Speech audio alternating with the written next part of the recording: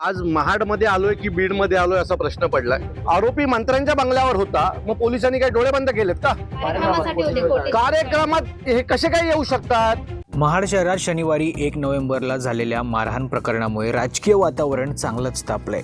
महाराष्ट्र नवनिर्माण सेनेचे महाड शहराध्यक्ष पंकज उमासरे यांच्यावर झालेल्या हल्ल्याप्रकरणी शिवसेना शिंदे गटाच्या माजी सभापती सपना मालुसरे यांच्यासह 7 जणांवर गुन्हा दाखल करण्यात आलाय.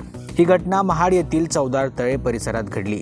आरोपींनी पंकज उमासरे यांच्या पंकज फ्रेम मास्टर आणि फोटो स्टुडिओ या दुकानात घुसून त्यांना लाथाबुक्क्यांनी आणि ठोशांनी मारहाण केल्याचं पोलीस तक्रारीत नमूद करण्यात आलंय. राज्याचे फलोत्पादन मंत्री भरत गोगावले यांनी काही दिवसांपूर्वी राज ठाकरे यांच्यावर केलेल्या राजकीय टिप्पणीला प्रत्युत्तर देताना पंकज उमासरे यांनी सोशल मीडियावर मंत्री गोगावले यांच्यावर वैयक्तिक टीका केली होती.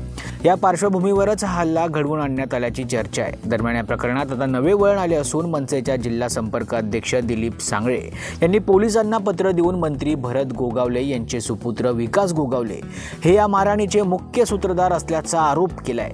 त्यांनी या प्रकरणात BNS कलम 109, 118/2 आणि 333 लागू करून विकास गोगावले यांच्यावर देखील गुन्हा दाखल करण्याची मागणीच केली आहे. आता यामुळे मंत्री गोगावले देखील अडचणीत येण्याची शक्यता आहे. या संदर्भातील पत्राची प्रत मुख्यमंत्री, गृहमंत्री, रायगड पोलीस अधीक्षक आणि महाडचे उपविभागीय पोलीस अधिकारी यांनाही पाठवण्यात आली आहे. मनसेचे वरिष्ठ नेते आज महाडमध्ये दाखल होणार असल्यानं या घटनेनंतर महाडमध्ये राजकीय तापमान आता वाढण्याची शक्यता वर्तवली जाते. तुम्हाला याबाबत काय वाटतं? तुमची प्रतिक्रिया अवश्य कमेंट करा. Bureau report, Maharashtra news 24.